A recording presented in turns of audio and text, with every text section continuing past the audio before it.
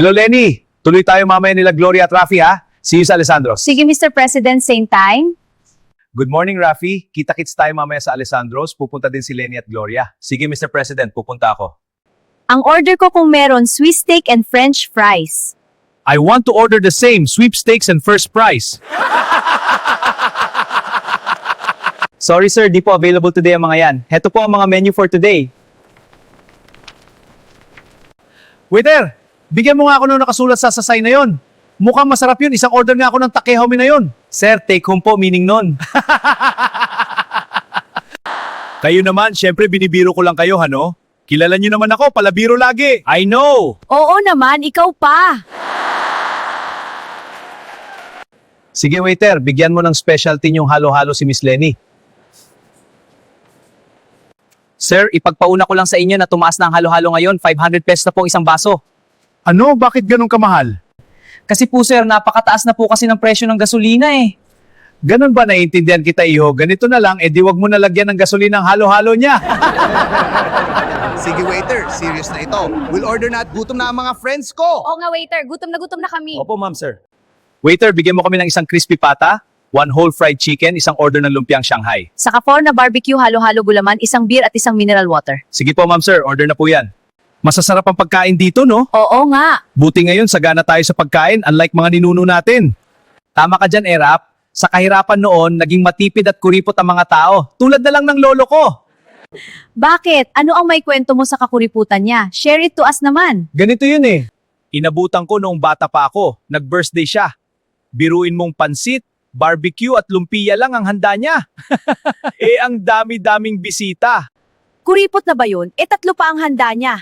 Ang lolo ko nga, nag-birthday din, spaghetti at gulaman lang ang handa eh. Yun ang mas kuripot. Oo nga, mas kuripot nga naman. Nakawala yan sa lolo kong kuripot. Nung nag-birthday siya, nung mga panahon na yun, 5 lang ang handa niya. Kuripot ba yun? 5 klase pa nga ang handa niya? Teka, hindi pa naman tapos ang kwento ko eh. Nung pinakakuripot pa talaga ang lolo ko kasi ang handa niya ay ang mga tira-tira sa handa ng mga lolo niyo. Hay nako, kumain muna tayo at baka lumamig ang pagkain. Ang sasarap pa naman ng mga food Oo dito. nga, kain muna tayo. Hay, nabusog ako ng sobra. Oo nga, ang sarap naman kasi. Naubos pala natin ha? Halos di na ako makahinga sa busog ah. Waiter, meron din kayong pizza dito, di ba? Order nga ako ng isa. Take out please. Ilang hiwa po ang gusto ninyong gawin ko sir? 4 na lang, baka hindi ko maubos pag 8 eh. Welcome to our flight to Los Angeles, Mr. President. We will now serve the meals. What would you prefer, sir? Chow fan fried rice or plain rice? Thanks to your warm welcome, Miss Stewardess. Well, since I am a Filipino, I'll take the plain rice, please. How about your viands, sir? I already told you that I am a Filipino. Of course, my bayan is the Philippines. Miss, ano ba ang mabisang paraan para mawala sakit ng tenga ko? Para akong mabibingi kanina pa eh. Sir, eto po ang chewing gum para mawala nararamdaman nyo. Thank you, miss. Miss, paano ko naman tatanggalin ng chewing gum sa tenga ko? Dad, sabi nila pag nakaharap ako, kamukha ko si Jose Rizal. Pag naka-side view ako, kamukha ko raw si Manuel Rojas. Ano ibig sabihin nun? Simple lang ibig sabihin nun, iho. Mukha ka raw pera. Alam mo tay, yung BF ni ate may dalang baril kahapon. Talaga? Nakita mo ba? Hindi po. Pero sabi ni ate, sa labas mo iputok, wag sa loob delikado. Tulong! Hindi ako marunong lumangoy! Ano naman ngayon? Ako nga hindi marunong mag-basketball eh, sinisigaw ko ba? Sir, kunin ko na po ang bayad nyo. Magkano na mga ba? Sa ticket nyo po sir, tignan nyo na lang. Lokong bata ito. Paano ko makikita ang numero? Pinagbubutas mo. One particular day, many years ago, Arap's pregnant wife is in labor pains, so he called her OB doctor. Hello, doc. My wife is in labor. Is she in a lot of pain? Yes, doctor. Is this the first baby? No, doc. This is Arap, the husband. Arap was met by a news reporter upon alighting from the Philippine Airlines flight from USA. Mr. President, what can you say about the economy? I don't know, kasi nasa first class ako.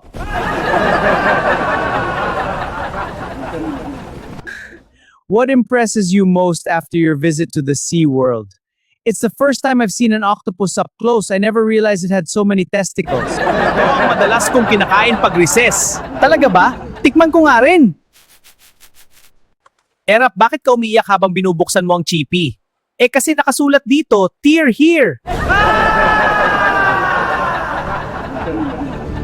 Erap, I'll give you a good grade pag nasagot mo ito.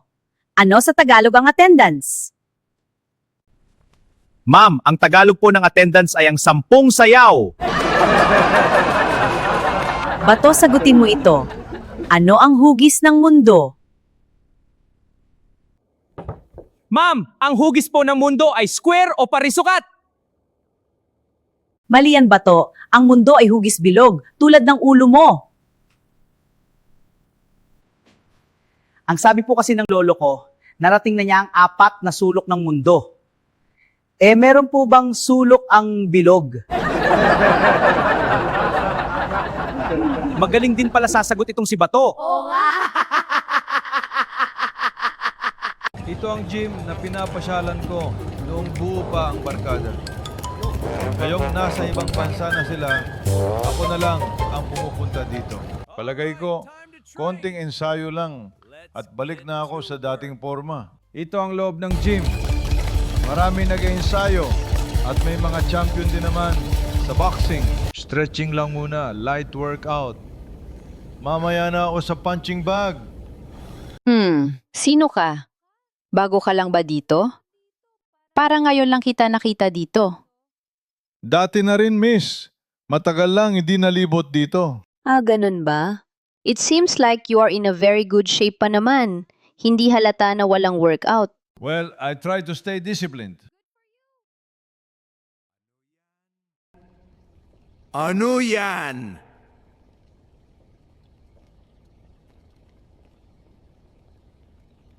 Anong ginagawa mo sa girlfriend ko? Mahiya ka man nandito ang boyfriend niya.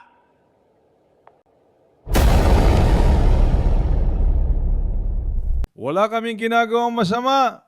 Nag-uusap lang naman kami. Huwag kang magalit, pare. Hindi ayos sa akin yan.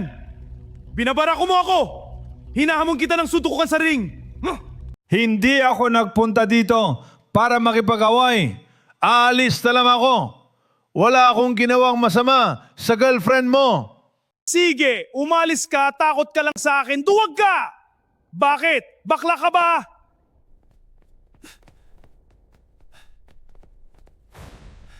Hindi ako duwag at lalong hindi ako bakla. Halikaat nang matikman mo ang aking kamao. Akalayatan ng gunggong na ito ay urungan ko siya. Come on! Hindi niya alam na sa akin kinuha ni Long Hia ang salitang mas gusto ko pang makipagbugbugan kaysa mag-almusal. Hehehe. Ala, sige. At na makapag-practice, matagal ko nang miss ito.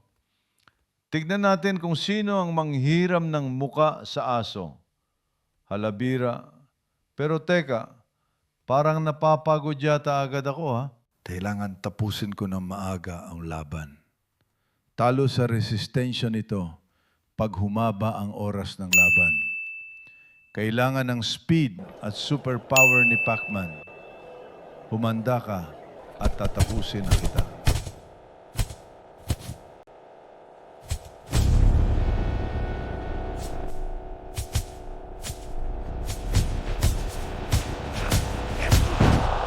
O ano pare ko, umiga ka na.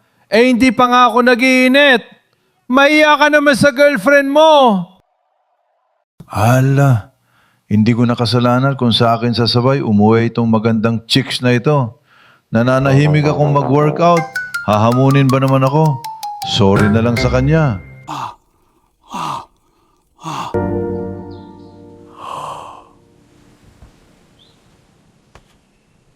Hey, kay ganda ng mga panaginip ko. Sana mamayang gabi ulit. Sige mga Erap, hanggang sa susunod na episode. Ingat and God bless.